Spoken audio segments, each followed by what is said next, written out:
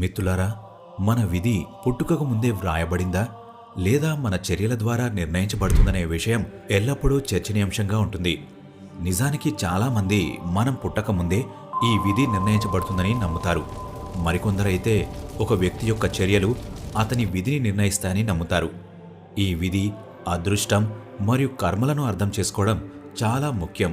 ఎందుకంటే ఒక వ్యక్తి తన ముందుగా నిర్ణయించిన విధి కారణంగా పాపపుణ్య చర్యలకు పాల్పడుతున్నాడా లేదా అతను తాను చేసే పనుల ద్వారా తన విధిని సృష్టించగలడా లేడా అని తెలుసుకోవడంలో సహాయపడుతుంది. యాక్చువల్లీ ఈ విధి మరియు కర్మలలో ఎవరు ఎక్కువ శక్తివంతులు మరియు ఎందుకని ఈ వీడియోలో మీకు తెలుస్తుంది. అలాగే విధి నిజంగా మన చర్యల ద్వారా సృష్టించబడిందా? గరుడ పురాణం, హిందూ గ్రంథాలు మరియు ఆచార్య చాణక్యుడు ఈ విషయానికి సంబంధించి చాణక్య నీతిలో ఏమి చెప్పారో, దీనితో పాటు ముస్లిం, క్రైస్తవ మరియు ఇతర మతాలలో ఈ విషయంపై ఏమి రాయబడిందో కూడా మీరు ఈ వీడియోలో చూస్తారు.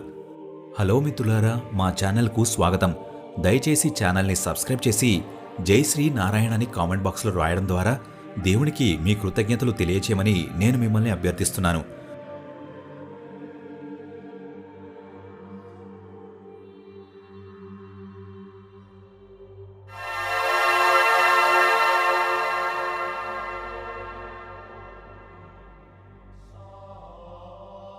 మిత్రులారా, ముందుగా గరుడ పురాణంలో విధి గురించి ఏమి వ్రాయబడిందో తెలుసుకుందాం.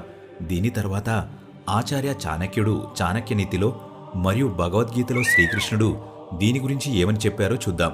హిందూ మత గ్రంథాలలో మరణం తర్వాత శరీరం మాత్రమే నాశనమవుతుంది, కానీ ఆత్మ ఎప్పటికీ చనిపోదని వ్రాయబడింది.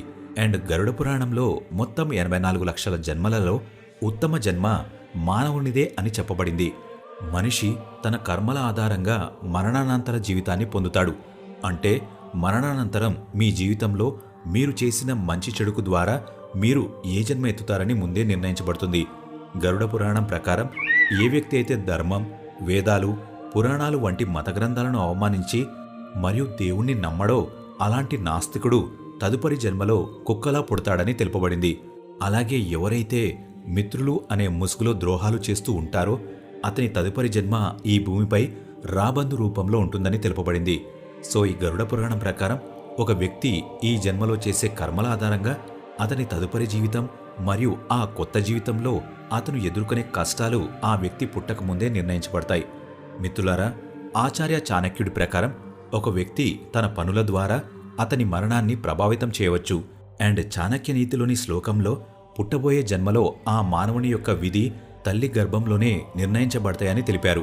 ఆయుః కర్మచ విత్తంచ విద్యా మృత్యుమేవచ పంచైతని హి సృజ్యంతే గర్భసస్తేవ దేహినః.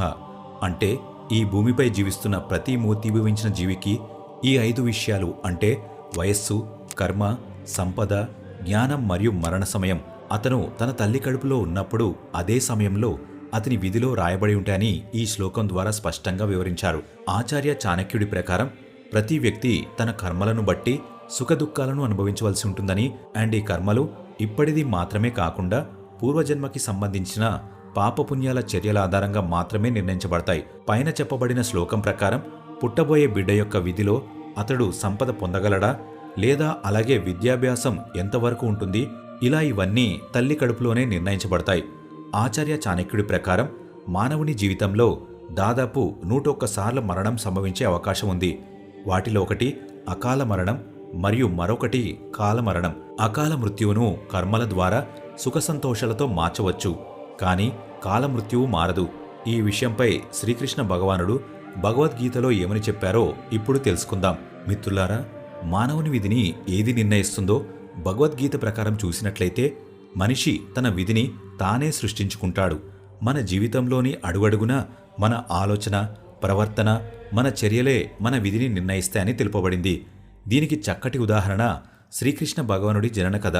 కంసుడు భవిష్యవాణి ద్వారా తన మరణం గురించి తెలుసుకుని శ్రీకృష్ణుని చంపాలనుకుంటాడు. కానీ చివరికి అతని విధి ప్రకారం కంసుడు తల్లి దేవకికి 8వ సంతానమైన శ్రీకృష్ణుడిచే చంపబడ్డాడు. ఒకవేళ కంసుడు తన విధి నుండి తప్పించుకోవడానికి అతను అధర్మాన్ని వదిలి ధర్మ మార్గంలో ముందుకు సాగి ఉంటే దేవుడు అతనికి క్షమాపణ ప్రసాదించి ఉండవచ్చు. కానీ అతను అధర్మ మార్గంలో ముందుకు సాగాడు.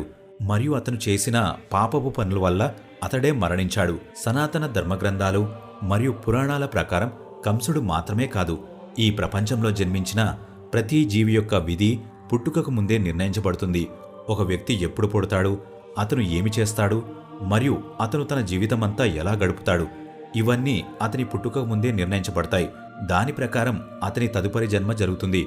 కానీ మనం వీటన్నిటినీ విధి మాత్రమే నిర్ణయిస్తుందని అనుకోవచ్చు. కానీ అది నిజం కాదు. ఎందుకంటే విధిని కర్మ ద్వారా కూడా మార్చవచ్చు. ఇస్లాంలో విధిని కిస్మత్ అంటారు. ఖురాన్ ప్రకారం మన కిస్మత్ అల్లా ఇష్ట ప్రకారమే జరుగుతాయి. హిందూ మతంలో విధిని ప్రారబ్ధమని అంటారు. ప్రారబ్ధం అంటే మన ప్రస్తుత జీవితం గత జన్మలలో సంచితమైన అనుకూల లేదా ప్రతికూల కర్మల ఫలితం. హిందూ పురాణాల ప్రకారం మన గతి మన గత కర్మల ద్వారా నిర్ణయించబడుతుంది. అయితే ఈ విధిని మన ప్రస్తుత కర్మలు కూడా ప్రభావితం చేస్తాయి. కాబట్టి మన పనులను మెరుగుపరుచుకోవడానికి ప్రయత్నించాలి మరియు మన విధిని కూడా అంగీకరించాలి.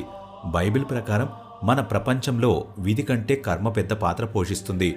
దేవుడు తన ప్రజలను వారి క్రియల ప్రకారం తనతో ఉంచుకుంటాడు మరియు తన విధి కంటే తన పనులను ఎక్కువగా విశ్వసించే వ్యక్తిని ప్రతి ఇబ్బంది నుండి రక్షిస్తాడని బైబిల్ చెబుతుంది. మిత్రులారా, కర్మ మరియు విధి మధ్యలో ఏది శక్తివంతమైంది అండ్ ఏది ముఖ్యమైనదని మీరు ఎప్పుడైనా ఆలోచించారా? చెప్పాలంటే ఇది చాలా వివాదాస్పదమైన వ్యక్తిగత ప్రశ్న. కొంతమంది అంటారు కర్మ చాలా ముఖ్యమైనదని, మరికొందరు అంటారు విధి అత్యంత ముఖ్యమైనదని, ఇంకొంతమంది కర్మ మరియు విధి రెండూ చాలా ముఖ్యమైనవి అంటారు. కానీ పురాణాల ప్రకారం విధి కంటే కర్మ చాలా ముఖ్యమైనదని చెప్పబడింది. నిజానికి మనం చేసే పనుల యొక్క కర్మ ద్వారా మన విధిని కూడా మార్చవచ్చు. బట్ నా దృష్టిలో కర్మ మరియు విధి రెండూ చాలా ముఖ్యమైనవని అంటాను. ఎందుకంటే విధి మన నియంత్రణలో ఉండదు, కాకపోతే కర్మ మన నియంత్రణలో ఉంటుంది. అందుకే మనం చేసే మంచి పనుల యొక్క కర్మతో మన విధి మార్చగలిగే శక్తిని భగవంతుడు మనకి ఇచ్చారు. కాబట్టి మిత్రులారా, కర్మ మరియు విధి మన జీవితాలలో చాలా ముఖ్యమైనవి. వాటిని సద్వినియోగం చేసుకోవడం మనపై ఆధారపడి ఉంటుంది. సో ఇది ఇవాల్టి వీడియో. మీకు నచ్చితే లైక్ చేయండి మరియు ఛానల్ని సబ్స్క్రైబ్ చేయండి. ముఖ్యంగా ఈ వీడియోని మీ ఫ్రెండ్స్ అండ్ ఫ్యామిలీకి షేర్ చేయండి. Thank you for watching.